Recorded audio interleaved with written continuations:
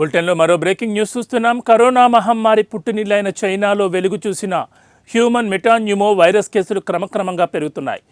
భారత్లో అధికారికంగా HMPV 5 positive కేసులు నమోదు కావడం సంచలనంగా మారింది. బెంగళూరులో 2 చిన్నారులకు, అహ్మదాబాద్లో 2 ఏళ్ల చిన్నారికి హెచ్ఎంపీవీ పాజిటివ్గా తేలింది. ఈ నేపథ్యంలో కేంద్రం అన్ని రాష్ట్రాలను అప్రమత్తం చేస్తూ గైడ్లైన్స్ విడుదల చేసిన విషయం తెలిసిందే. కాగా ఈ నేపథ్యంలో ఆంధ్రప్రదేశ్ ప్రభుత్వం అప్రమత్తమైంది.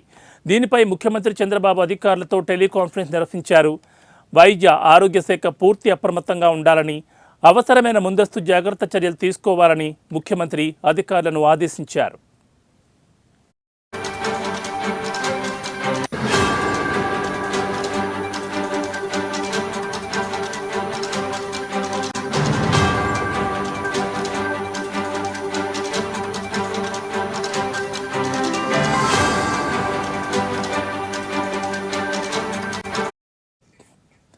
రాష్ట్రంలో హెచ్ఎంపీవీ కేసులు ఇప్పటి వరకు ఒక్కటి కూడా నమోదు కాలేదని అధికారులు ముఖ్యమంత్రికి తెలియజేశారు.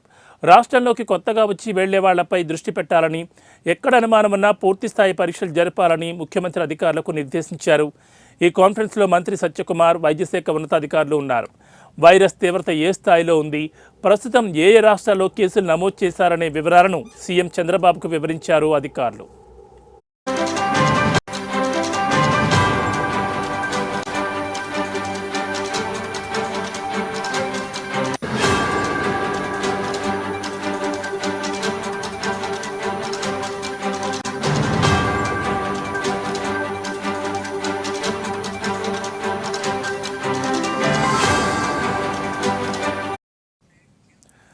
కరోనా మహమ్మారికి పుట్టినిల్లైన చైనాలో వెలుగు చూసిన హ్యూమన్ మెటాన్యూమో వైరస్ కేసులు క్రమక్రమంగా పెరుగుతున్నాయి.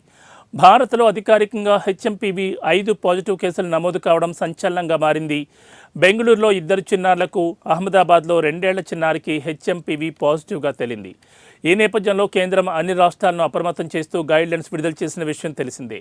కాగా ఈ నేపథ్యంలో ఆంధ్రప్రదేశ్ ప్రభుత్వం కూడా అప్రమత్తమైంది. దీనిపై ముఖ్యమంత్రి చంద్రబాబు అధికారులతో టెలికాన్ఫరెన్స్ నిర్వహించారు.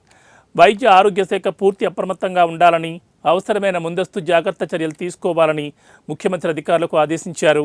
రాష్ట్రంలో హెచ్ఎంపీవీ కేసులు ఇప్పటివరకు ఒక్కటి కూడా నమోదు కాలేదని అధికారులు ముఖ్యమంత్రికి తెలిపారు.